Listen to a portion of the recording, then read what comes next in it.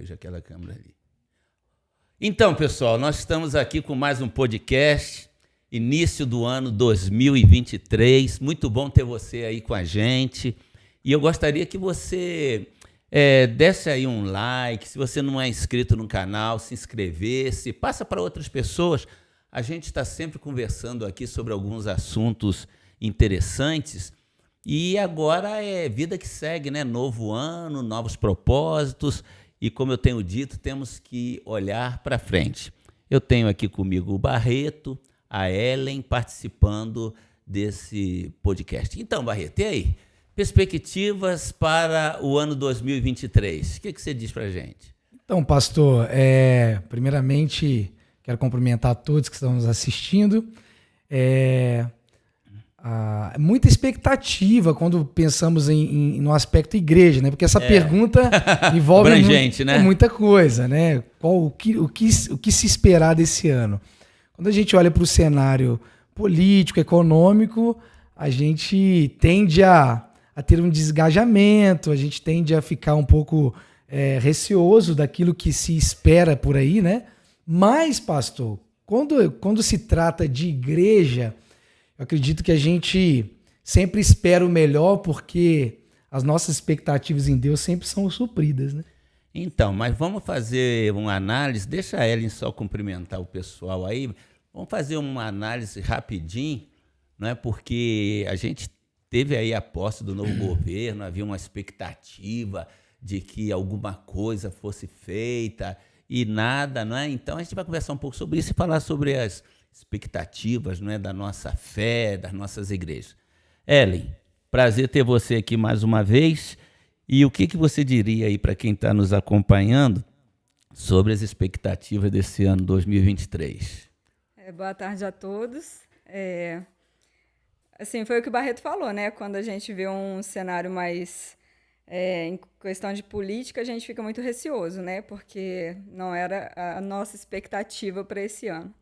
Mas olhando pelo olhar de Deus, nada é feito sem a permissão dele. Então, eu acho que assim, nesse ano eu espero muito mais de relacionamento com Deus, não só de mim, mas de todas as outras pessoas, justamente por conta do que a gente está temendo que há de vir.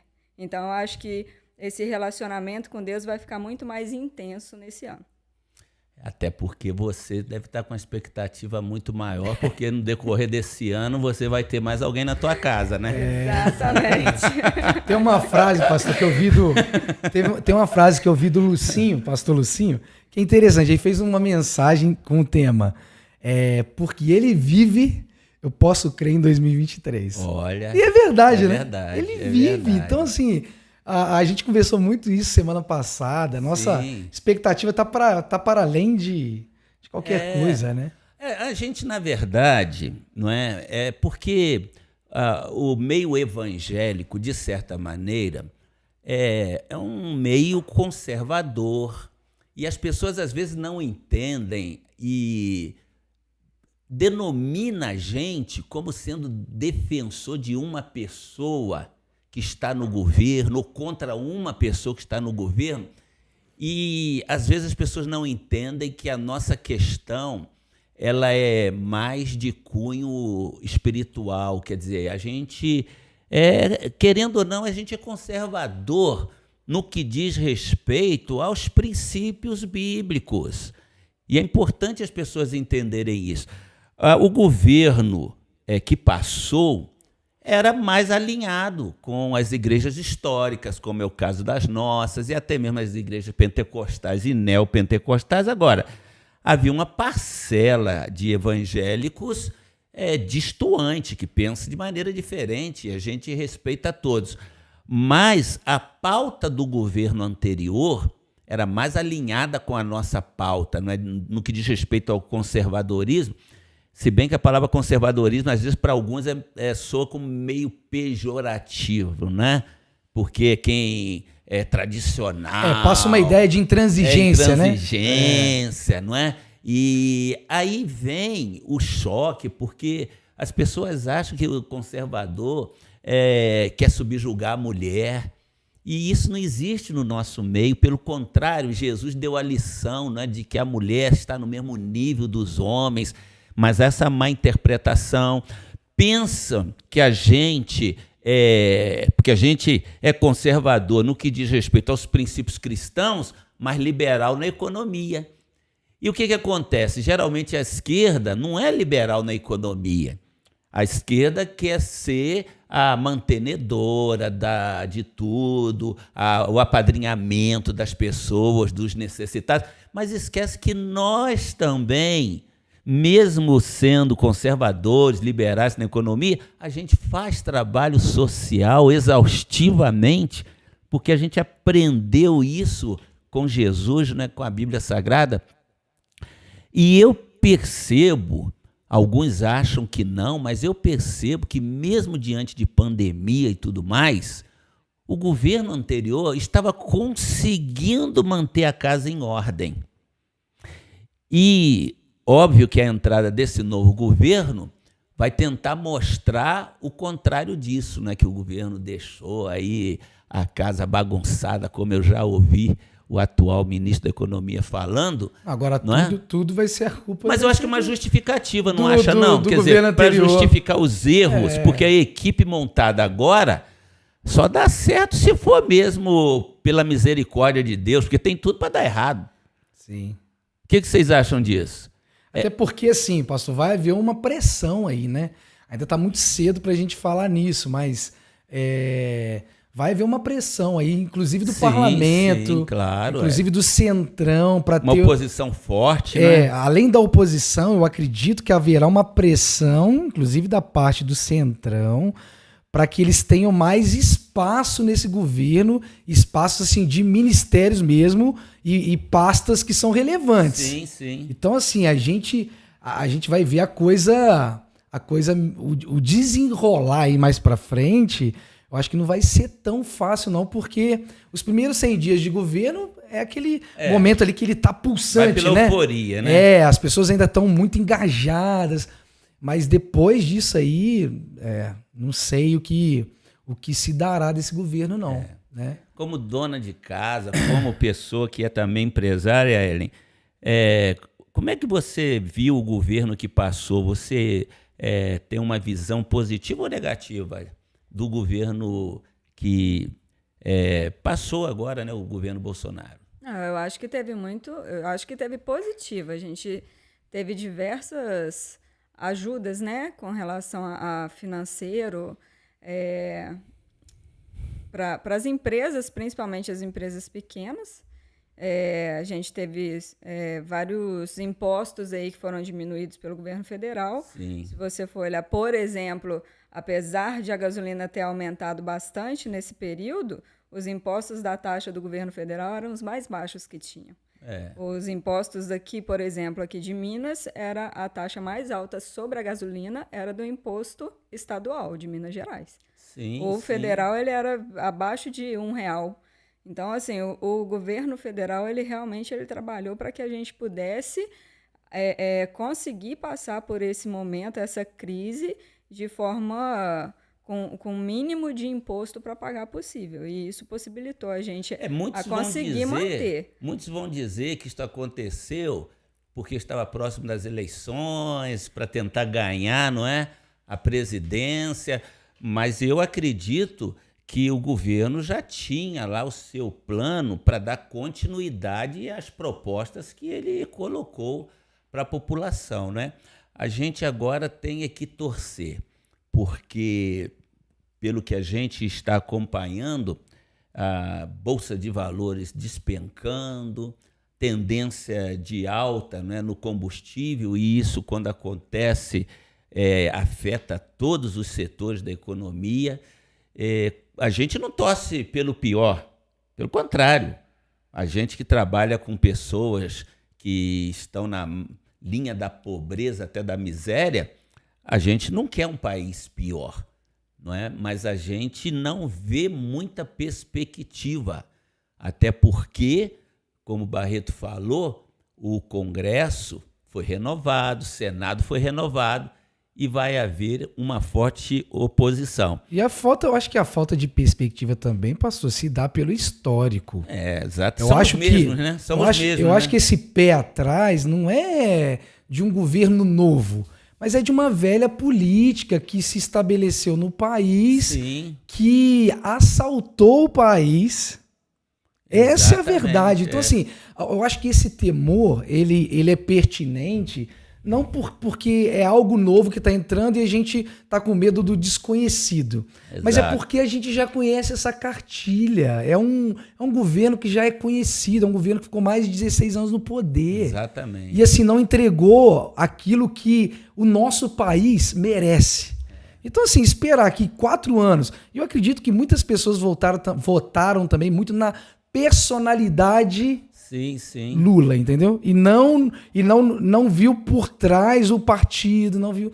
Foi muito pela personalidade. Mas se você comparar os ministros que passaram com os ministros que estão entrando, você já vê uma diferença tremenda, absurda, não é? Pessoas despreparadas, desqualificadas em alguns casos e até comprometidas com a justiça. Sim, não é verdade? Sim. E a gente vê também o que causa maior mal-estar é você ver um presidente que foi sentenciado e preso por corrupção. Quer dizer, eu acho que só no Brasil mesmo, né, que uma coisa desta acontece. Mas a minha preocupação e o que eu quero colocar para vocês aqui, qual o futuro das igrejas? Qual o futuro da fé cristã? Porque você viu na posse que aconteceu do atual presidente, poxa, estavam líderes de outras nações completamente alinhados com a esquerda e, mais do que isso, em alguns casos, com histórico de perseguição de igrejas, perseguição de pastores. Sabe o que me preocupa? É que me parece que no atual presidente há algo de vingança dentro dele, com aqueles que não estiveram ao seu lado. E é notório que os evangélicos não estiveram ao lado, com algumas poucas exceções. Aí eu pergunto, na Nicarágua, igrejas foram queimadas, pastores e padres presos, deportados, e o governo atual está alinhado com eles. Qual o futuro das igrejas? Eu gostaria de ouvir vocês sobre isso. Então, pastor, eu acredito, pelo menos assim, uma percepção minha, pessoal, mas também uma questão de fé até, poderia se dizer. Eu acho que a gente não chega a esse ponto. Sabe por quê? Porque a gente é um número expressivo no Brasil. O Lula, eu não acredito que ele vai querer comprar uma briga desse tamanho com esse público. Eu acredito assim que possa haver situações isoladas, como no governo anterior ao Bolsonaro, na época da Dilma, quando a gente via aqueles militantes entrando em igrejas, fazendo aquelas bagunças, como aconteceu muito, movimentos LGBTs até mesmo parando cultos e aquela coisa toda. Que no governo Bolsonaro a gente viu isso foi meio que extirpado, né? Então eu acredito que talvez tenha esses tipos de manifestações, mas eu acredito que o Lula é um macaco velho, cara. Eu não acho que ele vai entrar nessa seara e ter essa impopularidade, porque assim, se a gente for olhar para a visão que eles têm uma visão de perpetuação de poder. Se ele se queima agora... aí que é o problema. Mas se ele se queima agora, será que ele consegue colocar um sucessor? Porque ele já está com 80 e poucos anos, né? Isso é uma percepção minha. Talvez o senhor possa divergir disso. É aquela história de que malandro come pelas beiradas. Aham. Eu acho também que ele não vai agora de início. Agora, eu entendeu? acho que ele não vai tomar nenhuma posição com relação a isso, não. Eu acredito que ele, querendo ou não, ele é muito manipulador. Eu acho que ele vai tentar manipular de forma positiva para o lado dele E se de tudo ele não conseguir fazer, aí sim ele consegue, ele tentar fazer de outra forma. Mas eu acho que o primeiro passo dele não vai ser esse. O primeiro passo dele, na minha opinião pessoal, ele vai tentar cativar aqueles que foram opositores para que ele tenha eles de forma positiva para ele.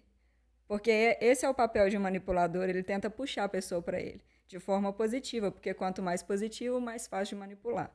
Eu acho que ele vai comer pelas beiradas. Eu penso como vocês, de início, né?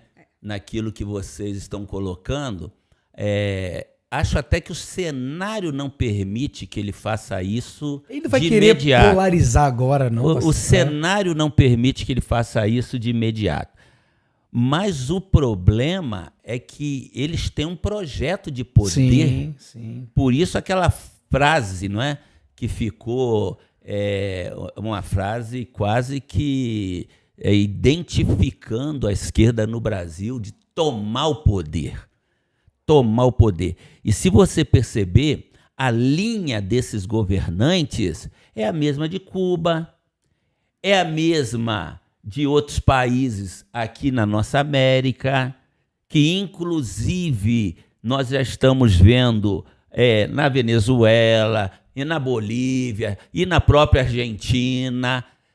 Se você perceber, esse é o histórico de países como Coreia do Norte, China. Então, o risco é exatamente a longo prazo, né? Deles conseguirem... porque se eles tivessem conseguido que a Dilma fizesse um bom governo, o projeto já estava vigorando.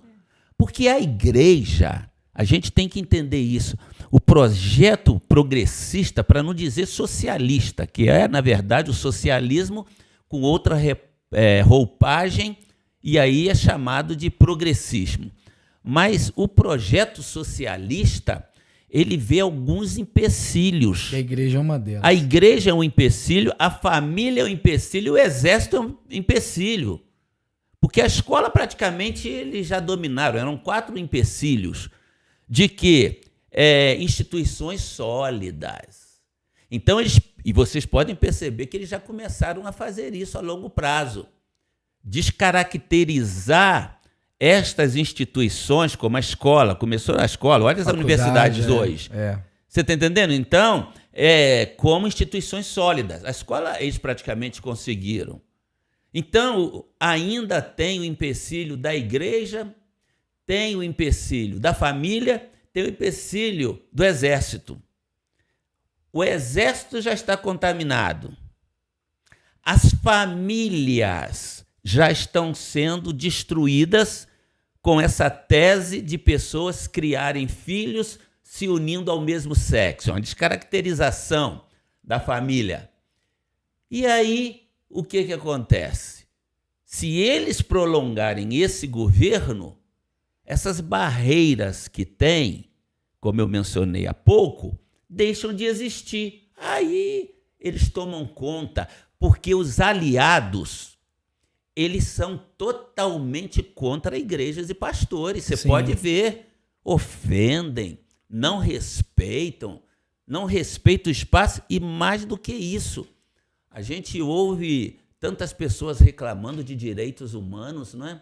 Desrespeito aos direitos humanos. Mas o direito humano só serve para eles, né? O direito dos evangélicos não existe. Não existe, não. O direito dos evangélicos não existe. Então, eu tenho receio, não no momento, e fica esse alerta para as pessoas que estarão nos acompanhando, de que a gente precisa estar antenado nisto. Mas, independente, como igreja, a gente continua a marcha da gente, não é? E a igreja ela sempre vai ser uma pedra no sapato. Sim. E eu não digo só do governo brasileiro, mas do sistema estabelecido no mundo. A igreja ela sempre vai ser uma pedra no sapato. A gente vê que as boas novas do reino trouxe uma ruptura até mesmo no que diz respeito ao Império Romano. Sim, né? É verdade. Então, assim, a igreja ela sempre foi uma pedra no sapato do sistema estabelecido no mundo que jaz no maligno. Então, assim, Isso a gente já está bem calejado quando a gente olha para a nossa história, né, pastor? Exatamente. Então, assim, mas eu acho que o teu alerta, ele é válido, porque, assim, eu vejo que agora a igreja está se politizando de certa forma. Sim. E eu acho que cabe uma reflexão, cabe um acompanhamento do que se dará nesse discorrer dos 4 anos, para que a gente tenha opções lá na frente, para a gente tomar decisões mais assertivas. Porque assim, e aqui eu sou franco em dizer com o senhor, que a gente teve falta de opção também. Eu acho que o cenário eleitoral, ele se discorreu em 2 figuras. Tudo bem, a gente vê que houve uma repulsa ao Bolsonaro, mas houve uma repulsa também ao Lula. E você vê que ele ali, né, se a gente for olhar, obviamente a coisa não se discorreu como se esperava, né, de uma comprovação contundente ali, mas se a gente for olhar assim, friamente, a margem foi muito pouca de diferença ali. Então, assim, um país dividido. E eu vejo que foi muito por falta de opção. A gente não tinha um terceiro nome, né, de peso, que representasse valores de uma direita mais coesa. Entende? Como a esquerda é tão militante, eu acho que falta isso na gente. Mas eu acho que agora despertou, entendeu? O que não havia no Brasil. Sim. Que essa direita agora mais e não robusta, pode morrer. Não pode morrer. Mais robusta e creio que não vai morrer não, entendeu? Com os deputados e senadores eleitos, com o povo na rua e com a votação que o ex-presidente teve, que foi expressiva, ficou caracterizada uma divisão no país e o governo atual vai ter muitos problemas. Agora, vamos voltar especificamente para a nossa igreja. Nós adotamos como tema para este ano, 2023, ano de avivamento. Porque se as coisas não vão bem no país, ou se não forem bem, para nós não importa, nós servimos a um outro reino, não é? Nós temos dupla cidadania. Falamos até agora como cidadãos da terra, agora nós vamos falar como cidadãos do céu. Não é? Esse é o lema da nossa igreja para este ano, ano de avivamento, e eu creio que a gente começou muito bem com a noite da virada, né? E foi um dia maravilhoso, uma celebração à noite, né? Maravilhosa, uma celebração tremenda.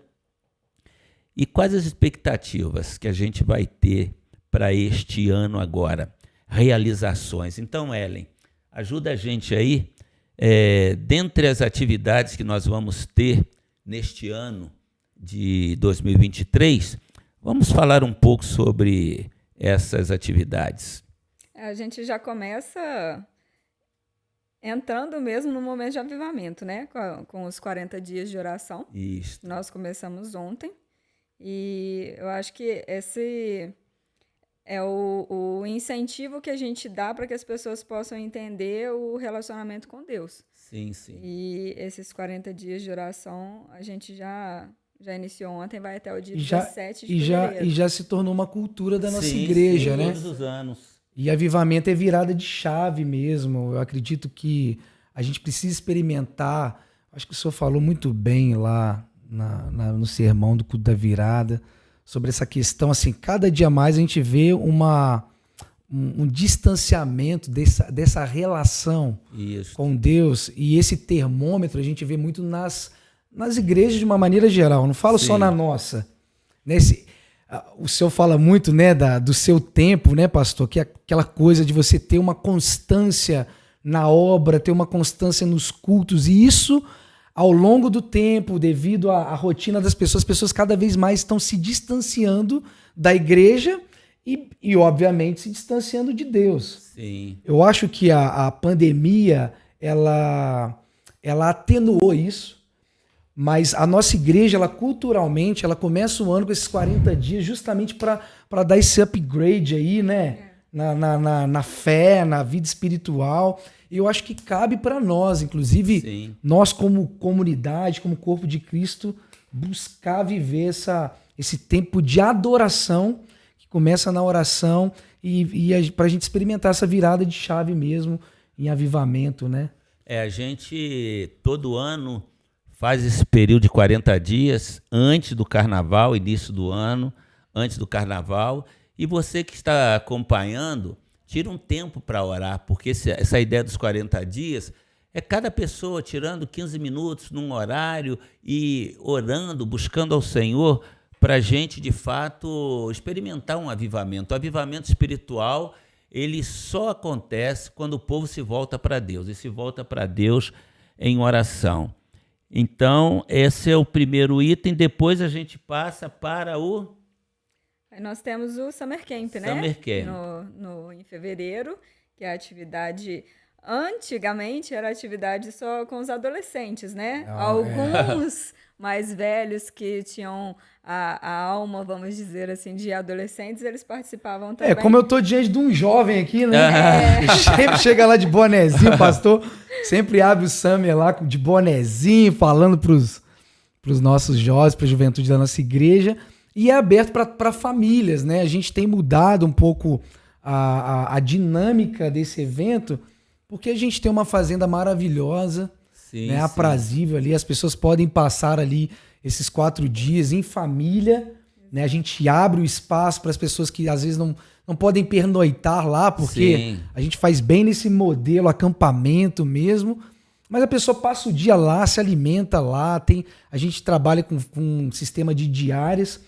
Geralmente a gente tem um fluxo de mais ou menos uns 100 jovens ali, sim, reunidos. E é um tempo de imersão. A gente sai dos 40 dias de oração, já entra numa imersão ali de 4 dias de muita busca. É um tempo intenso com Jesus e que eu acho que é de extrema importância para essa geração, né? Sim. São os jovens que cada dia mais estão sendo bombardeados ideologicamente, espiritualmente. Então, é um tempo de muita qualidade ali. A gente tem que é aberto para toda a igreja. Exato. Né? Então, o Barreto, ele é o líder da juventude da nossa igreja e a gente promove este evento aqui na fazenda que a gente tem, não é? E é muito interessante, você pode procurar informações, entrar em contato conosco aí para você participar deste evento no período do carnaval. Mas o que teremos, Ellen?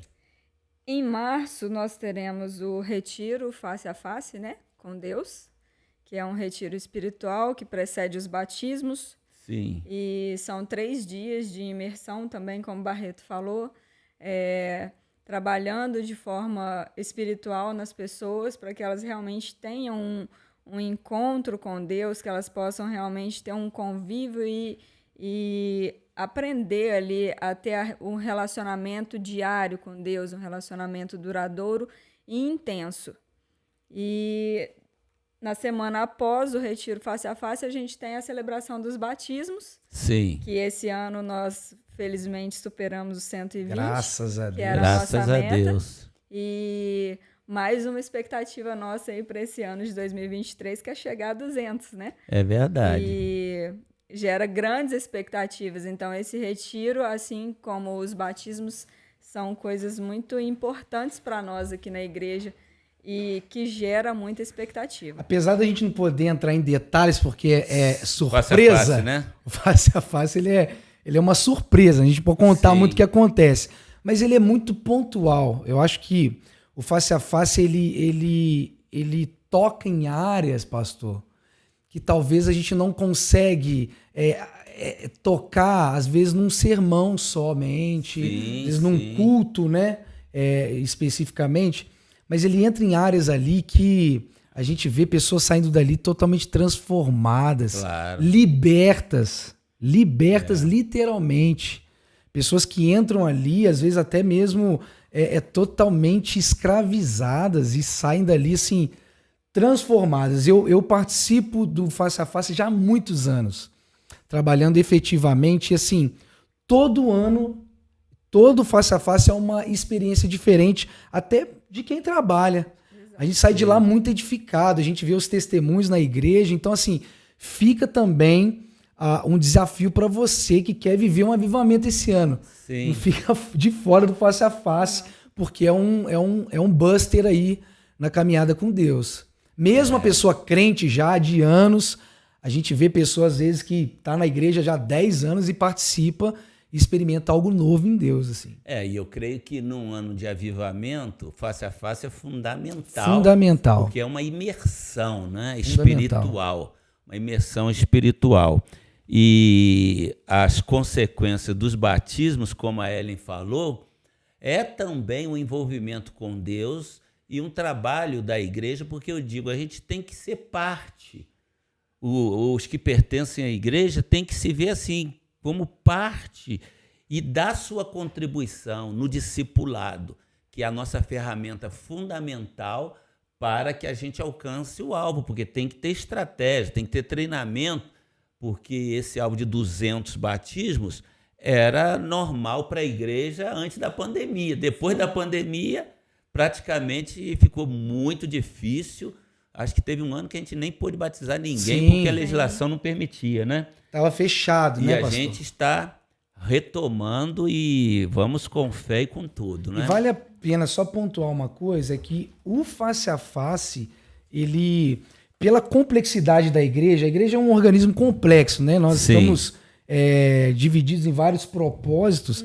E o face a face, ele tem hoje um papel também de integração, pastor. Sim. Porque a Neide, por exemplo, pastora Neide, a Neide ela tem uma pegada muito legal, que é de pegar essa pessoa, ela sabe o nome de todo mundo que passa ali. É incrível. E ela pega essa pessoa, ela começa a inserir essa pessoa no contexto da igreja. A gente é uma igreja hoje grande. Sim, sim. Então, às vezes, a pessoa fica muito perdida ali. E isso vale até para você que ainda não se inseriu na igreja. Participar do face a face, você vai sair dali com novos relacionamentos e integrado na igreja. Eu acho válido pontuar isso, que é muito mais do que um retiro. Mas é uma forma também de integração no contexto igreja, né? Com certeza. Aí a gente tem o que mais no mês seguinte, Ellen? Então, na verdade, não só no mês seguinte, mas todos os meses, aos primeiros sábados de cada mês, nós temos os cultos de homens e mulheres. É verdade. O pastor Barreto estava falando aqui com relação a essa parte de integração, e os cultos de homens e mulheres, eles são extremamente importantes também para isso. Sim. Porque como não envolve toda a igreja, né? A gente tem uma quantidade um pouco menor de pessoas, a gente consegue ter realmente um relacionamento mais intenso com cada um.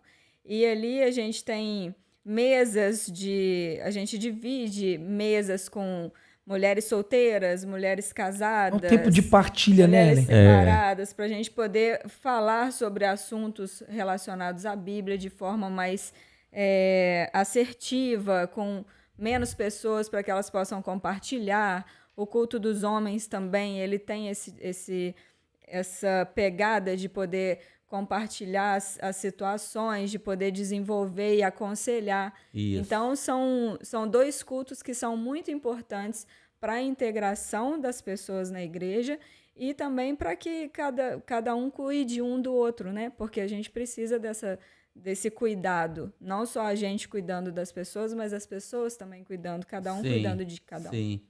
Sim. Agora, então, mês seguinte, o que a gente tem? Abril, né? Abril nós temos o nosso musical de Páscoa. Em abril, no musical de Páscoa, eu vou pedir ali o nosso assessor da técnica ali, para colocar a câmera no Barreto. Que é também... E ele virá aqui falar sobre essa expectativa. O nosso assessor técnico é também o nosso maestro, gente. Coordenador dessa área aí. É o Alian, é o cara na área da música. E ele vai, nesse momento, falar pra gente aqui sobre o que está sendo trabalhado aí para o musical de Páscoa. Alian, primeiramente eu quero te dizer que você é uma pessoa sensacional, entendeu? Que eu tenho assim uma admiração muito grande, seu talento, tua capacidade, tua humildade. Poxa, aí eu sei que tem que falar, Barreto, que vocês falam a mesma linguagem. O cara foi tecladista do David Keelan, é um dos melhores tecladistas do Brasil. E eu quero deixar essa declaração aqui, tá? Para você. E eu vi de você aí como é que tá ensaio de coral, o que pretende apresentar. Então, a gente acabou de sair, né, de uma apresentação de Natal. Sim. Né, e natural que as pessoas agora tirem aquele tempo de recesso ali para poder dar uma respirada. Mas a gente já está planejando a volta aos ensaios, né? Sim. A gente já tem alguma ideia do que vai ser preparado. Não pode ser dito aqui porque é surpresa, né? Sim. A intenção é sempre é verdade, causar um impacto, é verdade. Né? Mas a gente está trabalhando já, pensando, pelo menos conversando, né? Um pouco aí a respeito do que será, do material que vai ser preparado, apresentado. E eu tenho certeza que vai ser tão bom quanto foi a nossa apresentação de Natal. Como eu falei, o Alian é uma pessoa muito simples, humilde, mas é um talento fenomenal. E eu quero te dizer, mas a gente quase não falou sobre o musical de Natal, né? A gente entrou logo na virada, culto da virada, mas eu fiquei impressionado com o que você fez no musical de Natal, porque a gente fez 2 apresentações, não é? Sim. No dia próprio que a gente combinou de fazer a celebração, e quando foi no domingo, a gente não tinha como ter o pessoal como é que é? Dos metais, né? Exatamente. E o Alian, como é que você conseguiu fazer aquilo para os metais aparecerem, mesmo sem as pessoas estarem presentes? E a bateria, é verdade. Pastor, o que aconteceu foi o seguinte, a gente teve uma série de problemas assim de última hora, né? Mas eu não posso tirar aqui o mérito do Thiago, cara. Porque na apresentação de quarta-feira, o Thiago é o nosso... Ele gravou, né? Ele gravou o culto em pistas separadas. Sim, sim. Foi o que possibilitou a gente trazer a orquestra e a bateria para aquele momento. Porque, para quem não sabe, né? O nosso baterista, ele que estava preparado para poder fazer a apresentação também no domingo, né? Ele, infelizmente, ficou preso num lugar por causa da chuva. E ele não pôde chegar a tempo para a apresentação. E começou aquele corre-corre, né? Meu Deus, o que nós vamos fazer? O que a gente vai fazer? E aí eu tive essa ideia, né? Eu lembrei que o Thiago tinha gravado as pistas. Eu falei, quer saber? Eu vou jogar tudo no computador e tocar tudo junto ao mesmo tempo. E, rapaz, no final das contas deu certo. E Deus abençoou. Foi bacana demais, viu, Alian? Graças a Deus, a gente conseguiu superar esse desafio ali do momento, né? Porque o culto era às 19, a gente ficou sabendo às 18h30 praticamente, que ele não chegaria a tempo. Né? Então a orquestra eu já tinha preparado ali no computador e tal, mas a bateria foi o maior desafio de todos. Não, foi bacana demais, meus parabéns, amém, que Deus continue te abençoando e firme aí nesse ministério. É um prazer poder servir ao Senhor no ministério, a gente serve com alegria, mesmo com todos os desafios, né? Você está aqui desde a idade de quantos anos, Alian? Pastor, eu cheguei aqui na igreja com 5 anos de idade. O senhor não era nem pastor aqui ainda. Olha bem. O senhor nem sonhava em vir para cá, eu acho. Eu já estou 22 aqui. Tem muitos anos. O Alian já é tombado pela igreja. Patrimônio. Como eu cheguei com 5, eu posso dizer que eu tenho 30 anos de igreja. Olha bem. Eu estou com 35 anos hoje, né? Então eu ouvi aqui ainda o pastor Romilton Garcia. Olha. Depois dele o pastor Schwartz Lima, né? Ficou um tempo, né? Até a chegada do Senhor. Servindo aqui, né? Na medida do possível. Você teve aquela temporada com o David Keelan, né?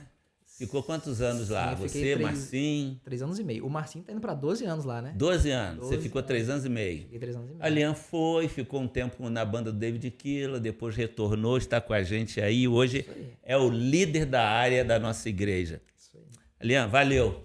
Muito bom mesmo, tá? Aí, viu? Bom demais. Valeu, bom demais.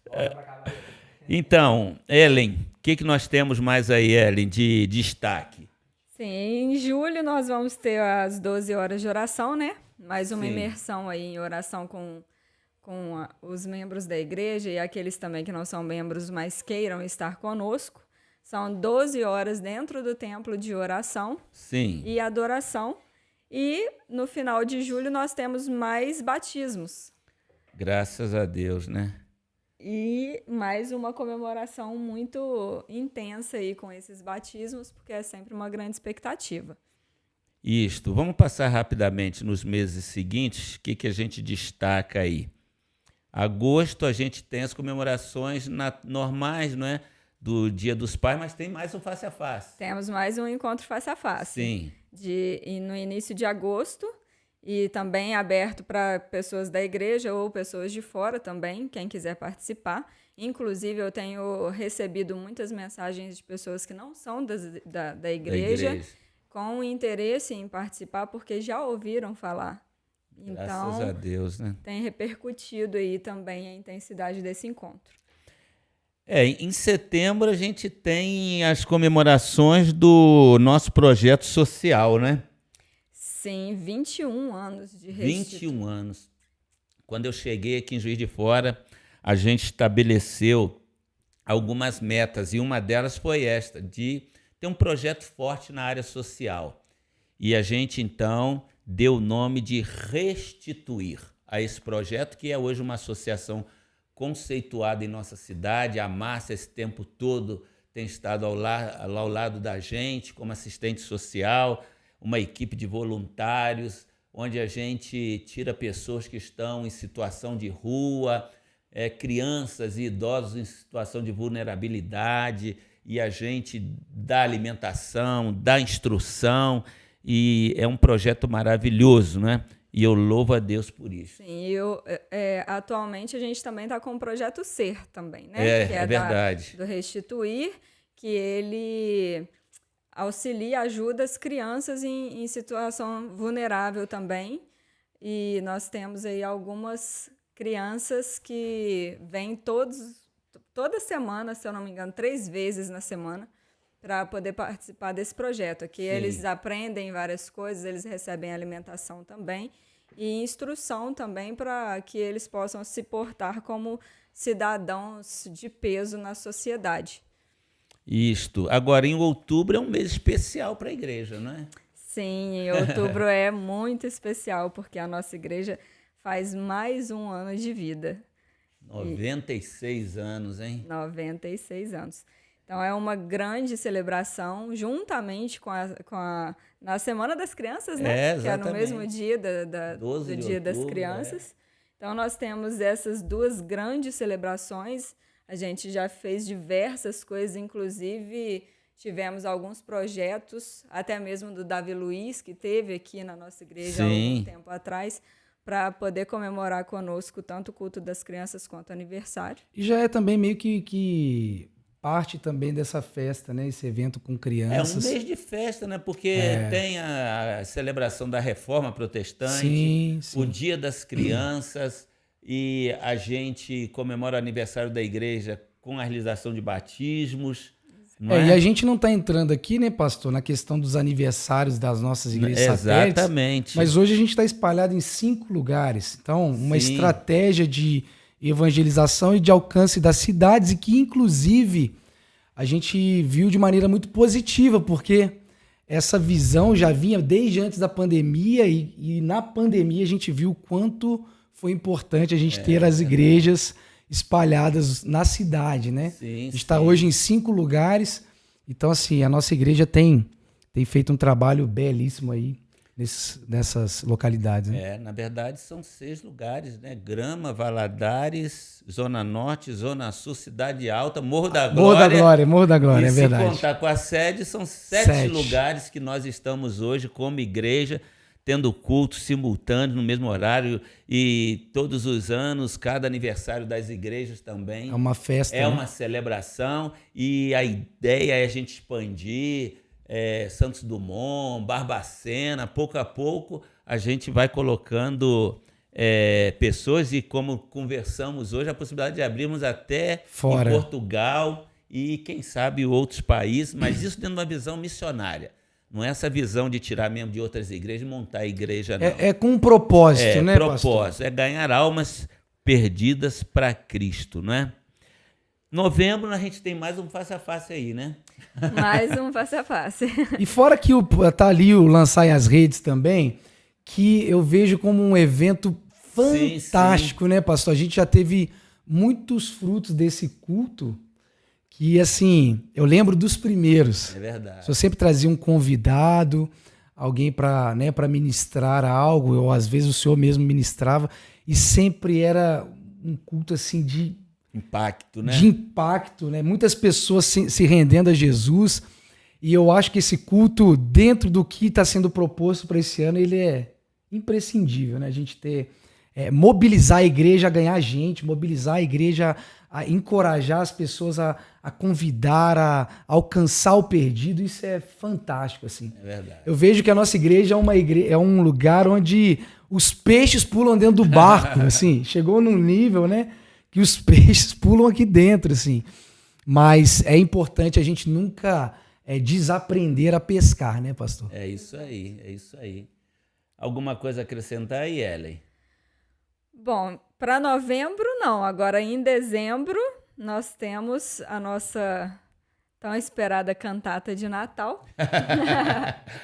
Aí, mais uma vez organizada aí pelo nosso digníssimo Alian e também o Barreto. Sim. E eu acho que o Barreto, como o Alian já saiu daqui, eu acho que o Barreto pode falar pra gente como é a cantata de Natal. É sempre um espetáculo, né, pastor? A gente, e falando aqui pra vocês, a gente tem um líder bem exigente, sabe, gente? O pastor Aloísio, ele é exigente, né, Leandro? Então a gente tenta fazer algo à altura, obviamente, que pro Senhor, claro. Mas a gente aprende muito com esse nível de excelência que se espera. Então a gente sempre busca inovar. Esse ano eu achei incrível, e eu faço das palavras do pastor as minhas também. A parte de áudio, gente, ficou algo impecável. Assim, exatamente. Gente, se você pôr para ouvir a cantata de Natal nossa desse ano, vai parecer que você está ouvindo um CD. Tudo muito bem mixado, muito bem elaborado. Isso graças à capacidade técnica do Alian e essa sensibilidade dele. O som também, né? Foi muito bom. E assim, vale a pena frisar que nós somos um propósito. Dentro da visão do nosso pastor, o propósito de adoração é um propósito que envolve diversas áreas. Então não foi só o coral, né? Não foi só os instrumentistas, foram pessoal da mídia, pessoal do som, pessoal da dança. É muita gente envolvida. Hoje a gente tem em torno de mais de 70 pessoas envolvidas diretamente nesse propósito. Então, assim, é uma igreja, né? Dentro desse macro, né? Que é a igreja nossa hoje estabelecida. Então, vale a pena frisar isso. É um espetáculo e que a gente busca sempre algo novo, com tecnologias novas, para a gente oferecer algo de excelência para o Senhor e também para a nossa comunidade. É isso aí. Então, nós chegamos assim ao final do ano e estamos aproximando também do final aqui do nosso podcast. E eu queria, nessa conclusão, dizer o seguinte: a nossa igreja não é uma igreja de programas. A nossa igreja é uma igreja de projetos. A gente realiza alguns programas, mas nós temos projetos sérios. E o foco é ganhar almas perdidas, através do discipulado, células e de outros trabalhos que a gente faz na área da evangelização, as próprias igrejas satélites. E a cada tempo a gente tem uma guinada.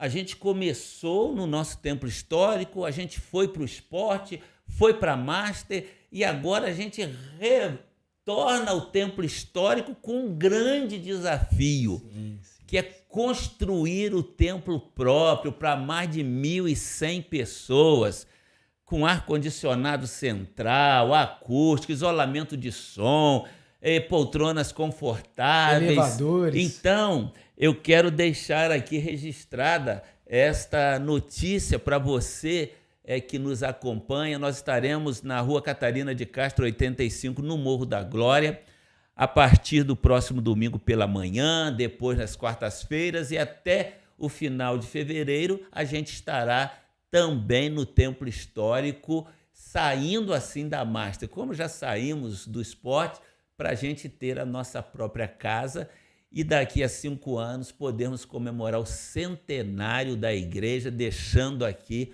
um templo verdadeiramente histórico.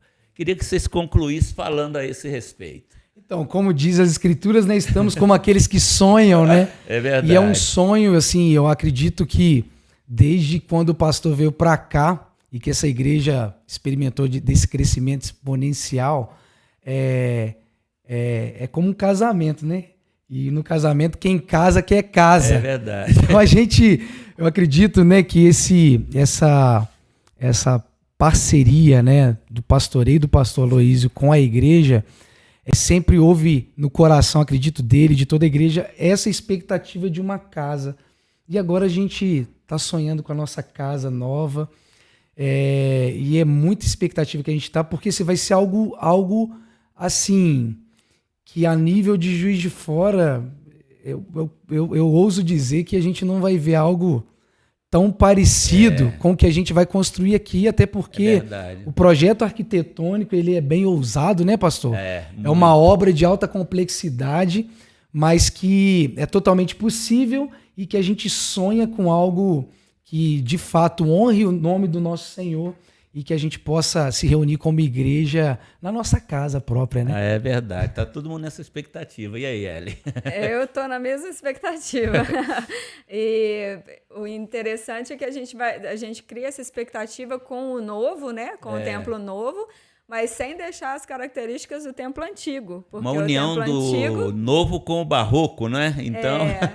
E o legal que vale a pena também pontuar é que nós vamos ter 2 templos em um. Exato. Né? Porque vai manter... Porque tem gente que me pergunta, pastor, mas e o templo histórico? Então, deixa eu matar a saudade aqui, porque... Eu falo, não, meu filho, isso aqui vai preservar a história da igreja, então vai ter um templo, o templo histórico vai ser mantido. Para reuniões menores, casamentos, e um templo maior para celebrações. Em cima, maior. Então, é uma obra ousada, mas que nós acreditamos. E o arquiteto vai conseguir, né, fazer essa união do clássico, né, que é o que ele está apresentando, com o contemporâneo, com o barroco, que é o templo histórico da igreja. Sim. É isso aí, né? E pastor, só fazendo só pontuando aqui também, gente, a nossa igreja, a gente tem esse parâmetro aqui, né, que a gente foi falando dos eventos, mas a nossa igreja é muito dinâmica, pastor. Então sempre surge algo. E aí vale a pena reiterar você nos seguir no Instagram da igreja, pibjf.oficial, porque lá a gente posta tudo o que acontece na igreja, tanto as nossas reuniões, como também eventos, que às vezes é um evento de comunhão que a gente faz, um churrasco na fazenda, uma coisa de interação com as pessoas. Eu acho muito válido você ficar por dentro daquilo que acontece na igreja, também nas nossas mídias. Não, né? E você também está falando em algo que vai acontecer, que não está aqui.